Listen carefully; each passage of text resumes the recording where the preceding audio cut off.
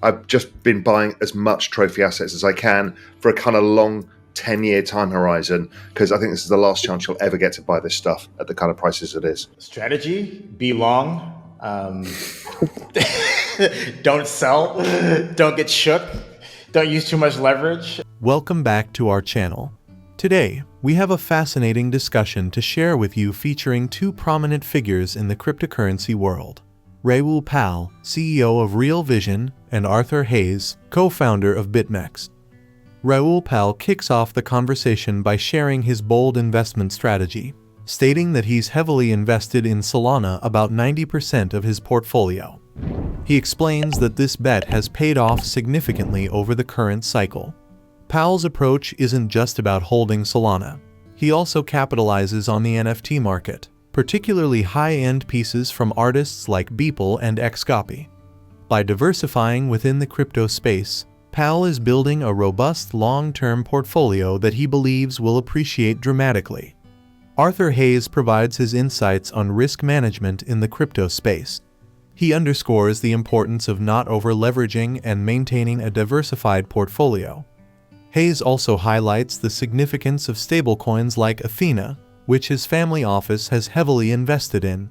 He sees synthetic dollars and liquidity staking tokens as pivotal in the next growth phase of the crypto market. I'm like 90% Solana. It's been the right bet to have over the cycle so far. The only play I've done this year in any meaningful size was I took top slice Solana as it was coming from 150 over to 200, top sliced it and started buying the high end of NFTs. So I bought pretty much every single Beeple I could possibly buy, and then I bought every single XCOPY I could afford, building a long-term portfolio. These things were quite beaten down, and my view is this space goes from 2.5–3 trillion now. By the end of this cycle, it's 10 to 15 trillion.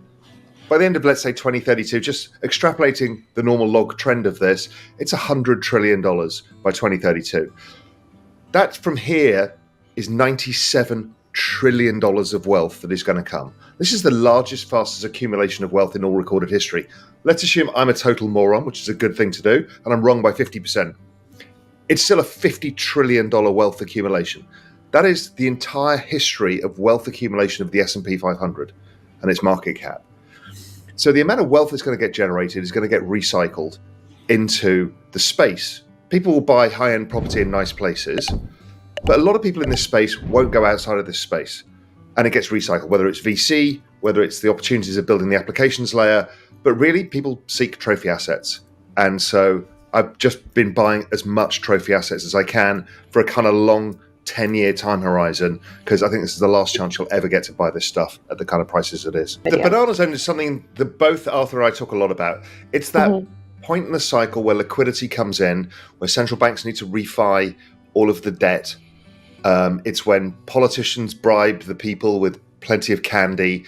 It's that moment that crypto tends to go vertical. And it's very cyclical. It's driven by this macroeconomic forces of this debt refi cycle. It affects all the asset prices over the time. But crypto is the one that goes truly bananas. So again, the simplest way is don't fuck this up. So just have a core portfolio, the big stuff. But if you get the other stuff right, you can make a lot of money in the other stuff. The 10, 20% of your portfolio, there's a bit more degen. That's when you're going to see some really interesting stuff. Now, if you go back to the classic banana zone from the last cycle, that's when Solana, Avalanche, Luna, and Matic came. And the performance in 1 year out of those 4 tokens was insane. We're going to see that repeat. Who's it going to be? What's it going to be? I don't know yet, but that's a game to be had in the banana zone. And it's part of the fun that you can actually degen in and feel like you've really nailed something. Because really most of the game is just doing nothing and just letting it all play out. ETH Bitcoin cross, ETH got into the total hate zone, which always gets interesting to me. And then the ETH Bitcoin cross starts breaking higher, bounce right off the bottom of the range. I'm interested in that because that's the start of altcoin season in its truest form. So if it breaks a bit higher than here, we can see why that will happen now, because the ETF, it's been delayed a bit, but we saw it with Bitcoin. The run starts well before the launch. So that then recycles capital up the risk curve, and that's banana zone. So for me, the focus is the banana zone, trying to get that right, because that's where you can make a lot of money. So you kind of have to focus, even if you're not doing anything. You just, you don't want to lose your coins, because that's the most painful part of losing it is in the banana zone. Just hold on to your coins, and also don't fuck it up by owning the wrong stuff, getting way out the risk curve, and you're left with the whole middle of the crypto market rallies, and you're so far out the risk curve in some weird political token from South Korea that you miss out on the entire rally, which I've seen. Or you're still stuck in the last narrative. You're stuck in, one of the big layer ones from 3 cycles ago, thinking it's definitely going to come back this time. What's so interesting about meme coins is that utility is either zero or small, right? Bonk has some utility, Shiba Inu has some utility, but the actual cultural value is the attention that these things get. The attention is upstream of everything. And so it's so easy to understand. You don't need to value it as, does this capture attention? Is that attention persistent? And do I get some sort of feel-good factor or status by owning it? And it's the same as a LVMH, a Louis Vuitton handbag. And it's the same with fine wines. It's the same with the meme on the internet that you share. It's all the same thing. It's just concentrated attention. Arthur Hayes begins by emphasizing some foundational principles of crypto investing. Don't sell, don't get shut out, and don't use too much leverage. These guidelines, he notes, are simple yet often ignored in the pursuit of quick gains. The allure of high-risk bets can be tempting, but Hayes advises sticking to disciplined strategies to ensure long-term success. Hayes outlines a critical macroeconomic perspective. Central banks and governments are heavily in debt and will continue to print money to manage this burden. This perpetual cycle of debt and money printing supports the case for cryptocurrency as an alternative financial system. Bitcoin, being the original and most well-known cryptocurrency, holds a special place in this narrative. As investors seek to move up the risk and return curves, they explore other cryptocurrencies beyond Bitcoin. Strategy, be long. Don't sell, don't get shook, don't use too much leverage. It's pretty simple. Like, everyone knows what they should be doing.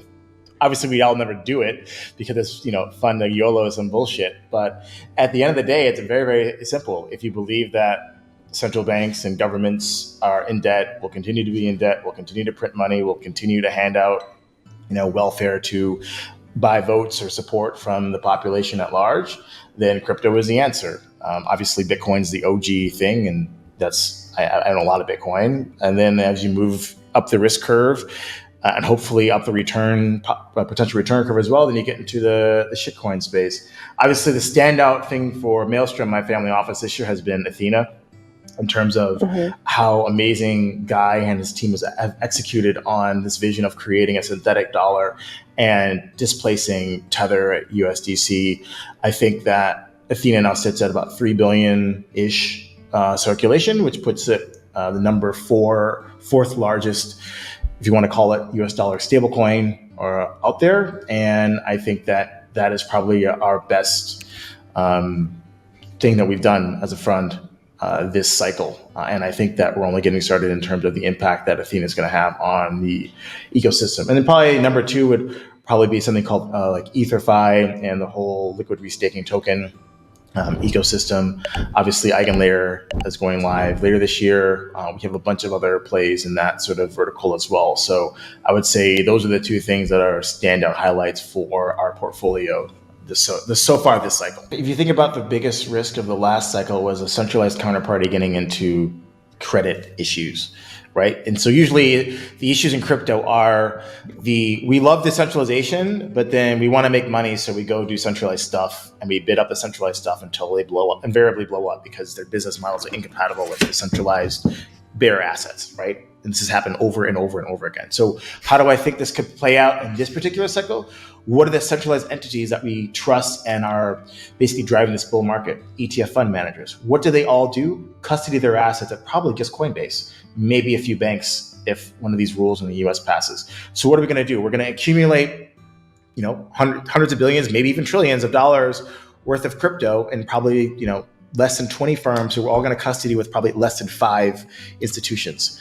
Now, I don't know if any of you have worked at a bank, but the people who make the least money have the most important jobs at the bank. That's the people who are in the back office dealing with FX reconciliation or making sure your stock clears or all the different things.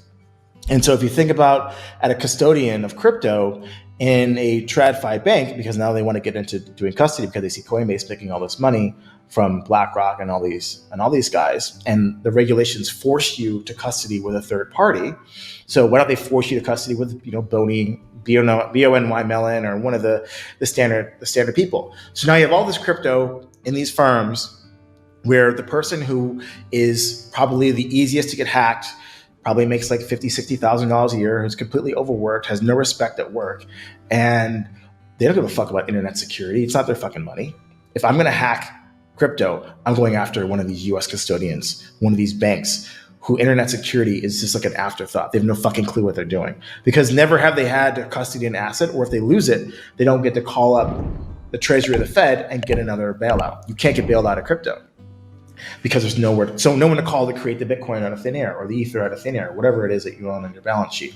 So if I had to think about a risk, and this is sort of, a 2 to 3 year risk, given how I'm seeing things, change in terms of who is allowed to do what, and what's driving the market, I would say that a major crypto custodian gets hacked and they lose, $50-100 billion worth of crypto. That's how I could see this cycle ending.